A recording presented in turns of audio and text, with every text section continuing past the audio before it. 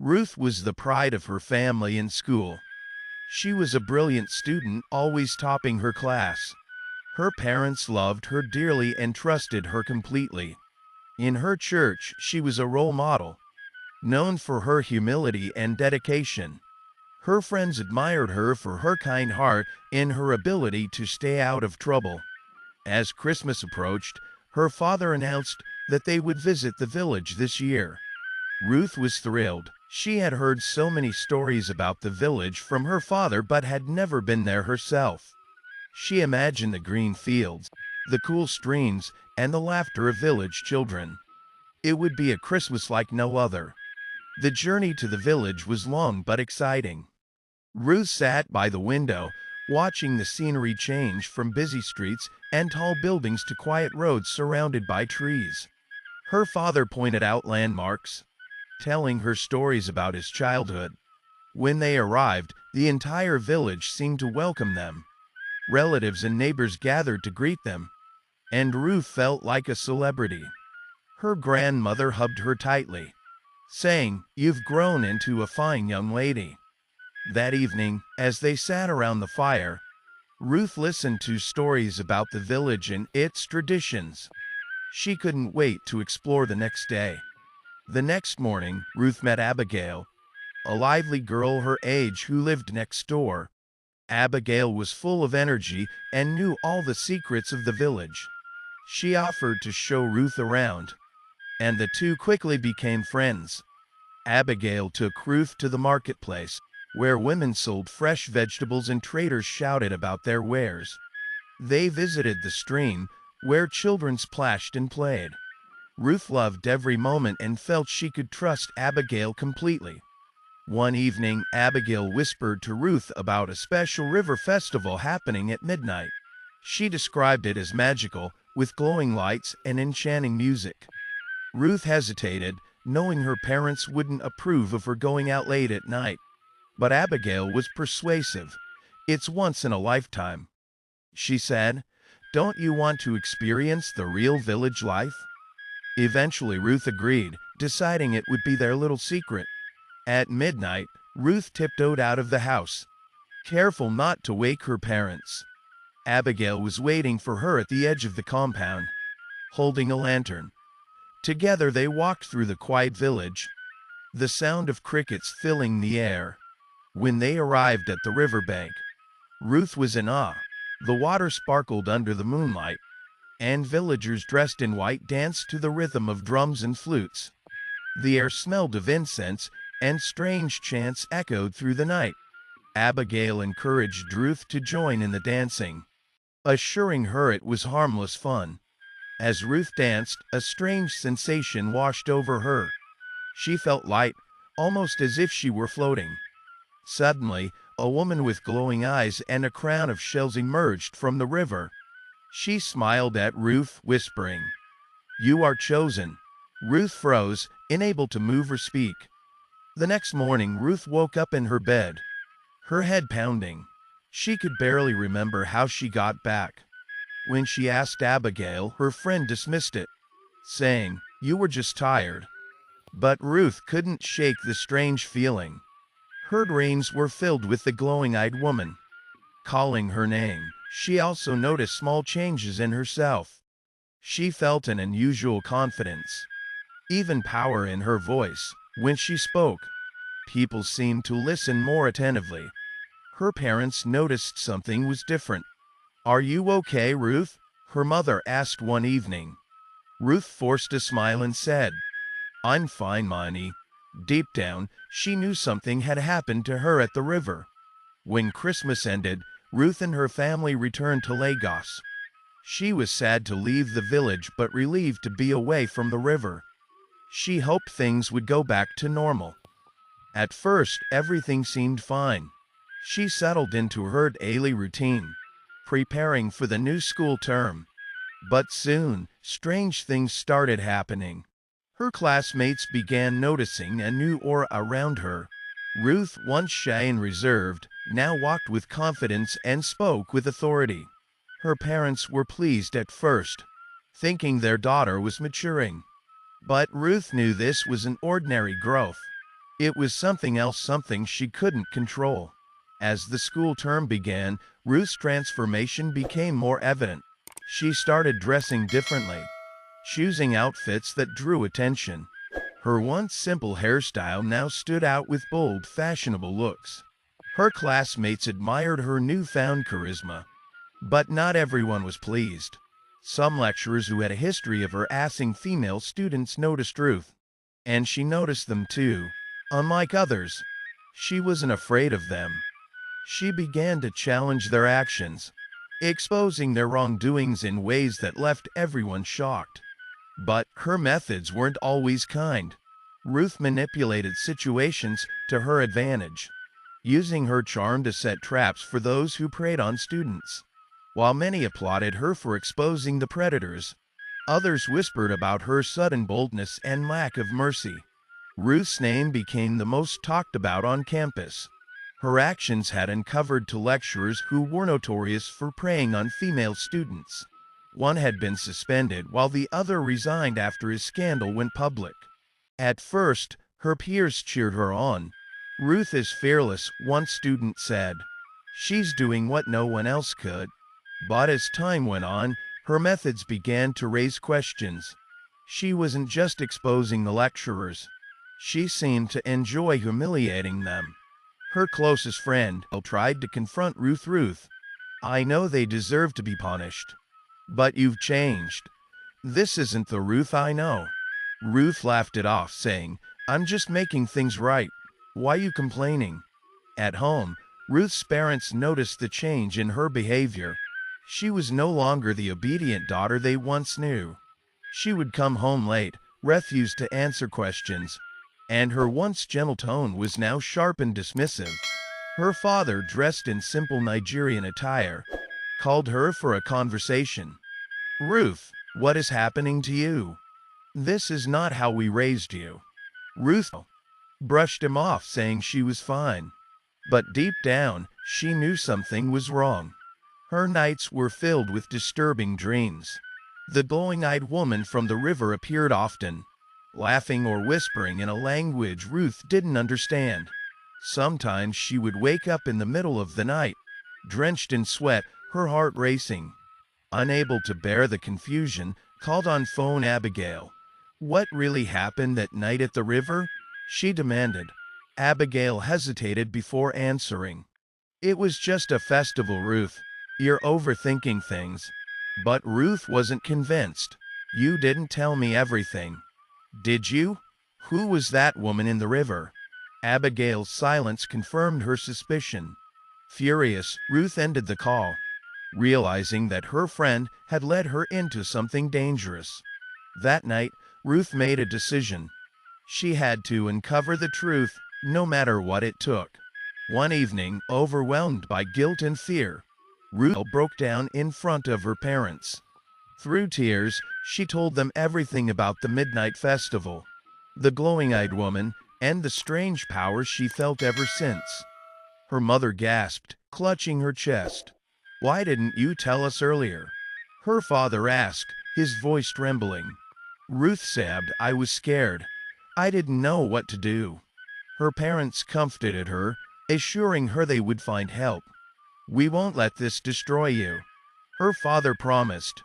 But they knew they needed someone with spiritual strength to break the hold on their daughter. The next day, Ruth's parents sought out Pastor David, a man known for his powerful prayers and ability to break spiritual bonds. Pastor David listened intently as Ruth's father narrated the events. The pastor nodded, his face serious. "This is no ordinary situation," he said. "Your daughter is bound to a water spirit. It won't leave her easily, but with faith and persistence, we can break its hold." Ruth felt a chill run down her spine. She had no idea the consequences of attending that festival would be this severe. Pastor David assured the family that God's power was greater than any spirit. "Bring her to church tomorrow," he said. "We'll begin deliverance prayers immediately." The church was quiet when Ruth and her parents arrived the next day. Pastor David led them into a private prayer room. He instructed Ruth to kneel while her parents stood by her side. The prayers began softly, but as they intensified, Ruth felt an overwhelming force within her. She screamed, her voice echoing in the room. Her body shook uncontrollably, and she felt as if something was trying to escape from her. Pastor David didn't stop. "In the name of Jesus, release her," he commanded. Ruth's screams grew louder, and her parents held hands, tears streaming down their faces. After an hour, Ruth collapsed, exhausted. Pastor David looked at her with compassion. "This is only the beginning. We will continue until you are completely free." The next session was even more intense. As the prayers began, Ruth felt a dark presence fighting to stay within her. Her voice changed, becoming deepened and recognizable. "She belongs to me," a voice growled from her lips, shocking everyone. Her parents gasped, but Pastor David remained calm. "She belongs to God," he declared. Continuing the prayers, the struggle lasted for hours, with Ruth writhing and crying out in pain. By the end of the session, Ruth was too weak to speak. Her mother carried her to the car, whispering prayers under her breath. Despite the exhaustion, Ruth felt a small flicker of hope. For the first time, she believed she could be free. Back at home, Ruth's mother refused to give up. She fasted and prayed daily, asking God to save her daughter. She also encouraged Ruth to join her in prayer, reminding her that God's power was stronger than any spirit. Though Ruth felt drained, she found comfort in her mother's unwavering faith. Each prayer session brought a small sense of peace. Though the battle within her was far from over, her father, though quiet, supported them by ensuring the family stayed united. He reminded Ruth that they loved her no matter what. "We'll fight this together," he told her one night. His words gave Ruth the strength to keep going. As the deliverance sessions continued, Ruth began to experience moments of clarity. The dreams of the glowing-eyed woman grew less frequent, and she felt lighter, though the spirit's hold wasn't entirely broken. One night, during a family prayer session, Ruth had a vision. She saw herself standing by the river, holding hands with her parents while the glowing-eyed woman stood across from them, frowning. A bright light shone from her parents, forcing the woman to retreat into the water. When Ruth woke up, she shared the vision with Pastor David. He smiled and said, "The power of God is already at work. The Spirit knows it's losing its grip on you." Encouraged by his words, Ruth resolved to fight harder, leaning on her faith and her family's love. The last deliverance session was the most intense. Ruth felt the Spirit resisting with all its might as Pastor David and the prayer team called on God's power. The room seemed to vibrate with spiritual energy as Ruth screamed, her body convulsing. At the height of the session, Ruth collapsed, and a piercing cry echoed from her lips. Then, silence filled the room. Pastor David knelt beside her and whispered, "You are free in Jesus' name." When Ruth opened her eyes, tears streamed down her face. For the first time in months, she felt peace, a deep and shakable peace. Her parents hugged her tightly, thanking God for her deliverance. The days after her deliverance felt like a fresh start for Ruth. She began to rebuild her relationship with her parents, apologizing for the pain she had caused them. They reassured her that they never stopped loving her, no matter what had happened. Back at school, Ruth felt a shift in her spirit. The confidence she once used to manipulative lie was now channeled into uplifting others. She decided to focus on her studies and be a positive influence on her peers. Though she was free from the Spirit's control, Ruth knew she had to stay vigilant. She deepened her faith, spending time in prayer and reading the Bible, determined never to let darkness find a foothold in her life again. Returning to school also meant dealing with the aftermath of her previous actions. Some students still whispered about her sudden change in personality. A few lecturers viewed her with suspicion, remembering how she had exposed their colleagues. Ruth took responsibility for her actions, apologizing to those she had hurt while standing firm against those who had abused their power.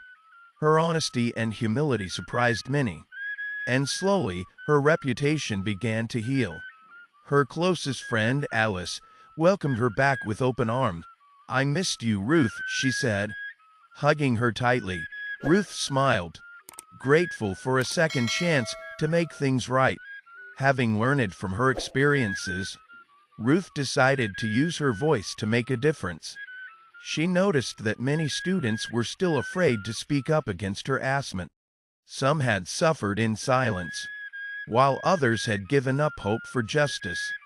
Ruth began organizing awareness meetings on campus, encouraging students to share their stories in a safe and supportive environment.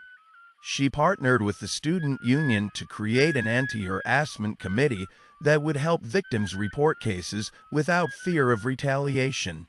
Her first event drew a small crowd, but word spread quickly. By the second meeting, the hall was packed.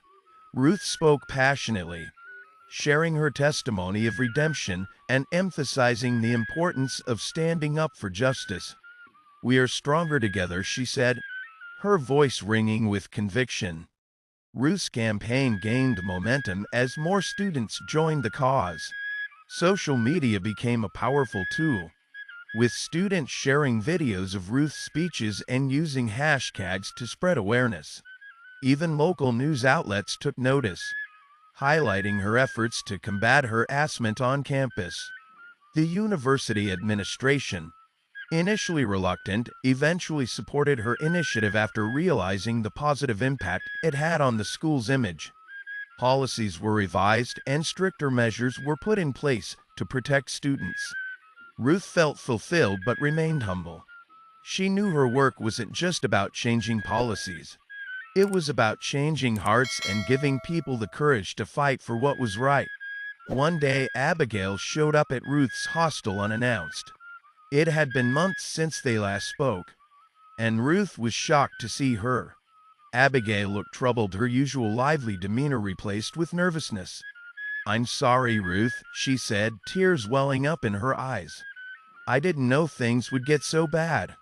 Abigail explained that she, too, had felt drawn to the river spirit but had never experienced its full effects like Ruth did. Ruth forgave her, realizing that Abigail had also been a victim in her own way. She invited Abigail to join her in prayer and encouraged her to seek deliverance. Together, they began a journey of healing, rebuilding their friendship on a stronger foundation. As Ruth's movement gained attention, not everyone was pleased with her success. Some lecturers and students, threatened by her boldness, began to spread rumors. They accused her of seeking fame and fabricating her testimony to manipulate others. The accusations hurt, but Ruth stayed focused. She reminded herself of the battles she had already overcome and leaned on her faith for strength. "God brought me this far," she told herself. "He won't leave me now." Her parents and friends stood by her, offering words of encouragement. Pastor David also reminded her, "When you stand for the truth, opposition will come. But remember, light always overcomes darkness." During one of her awareness meetings, a young girl approached Ruth after the session. She introduced herself as Clara and shared her story of harassment by a powerful lecturer. She had been too scared to speak up, but found courage through Ruth's campaign. Ruth felt a deep sense of purpose. She realized her journey wasn't just about her redemption, but also about helping others break free from fear and oppression. She worked with Clara to report the lecturer, ensuring the case was handled with care and confidentiality. The case gained traction, leading to the lecturer's suspension and further strengthening Ruth's cause. Clara later told Ruth, "You saved my life." Ruth smiled, replying, "No, you saved your own. You're braver than you think." Ruth's efforts began to inspire others beyond the university. Parents, alumni, and community leaders started reaching out to support her campaign. Donations poured in, enabling her to expand her initiative to other schools in the region.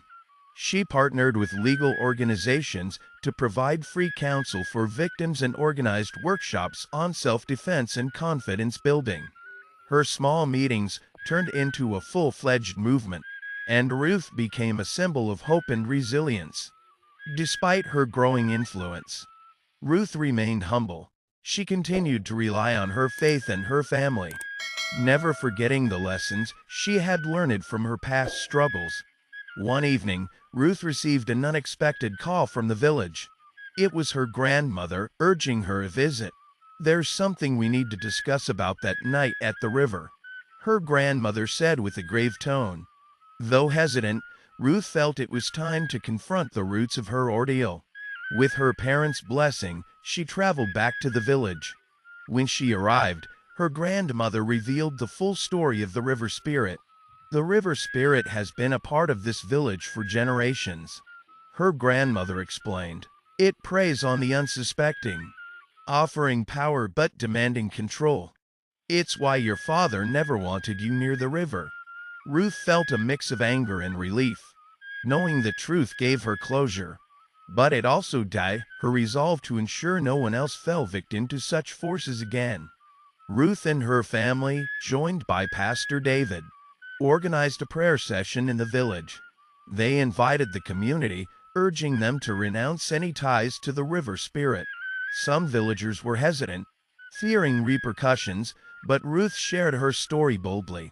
"I was bound by this spirit, but I am free now," she said. "You don't have to live in fear. God's power is greater." Her testimony moved many, and by the end of the session, several people joined in prayers of deliverance. The riverbank, once a place of mystery and fear, became a symbol of freedom. The community vowed to end the midnight festivals and embrace practices that honored God instead. Ruth's work continued to gain recognition. She was invited to speak at national conferences, sharing her journey of redemption and advocacy for justice. Journalists interviewed her, and her story was featured in newspapers and online platforms. Despite the accolades, Ruth remained grounded. She often reflected on her journey, acknowledging the grace and support that had brought her this far. "It's not about me," she told one interviewer. "It's about giving others hope and showing that even the darkest moments can lead to light." Her parents were proud of the woman she had become, and her school honored her with an award for her contributions to student welfare. Ruth's life had become a powerful testimony of redemption and purpose. With graduation approaching, Ruth began planning her next steps. She dreamed of starting a foundation that would empower young girls to stand against injustice and pursue their dreams fearlessly.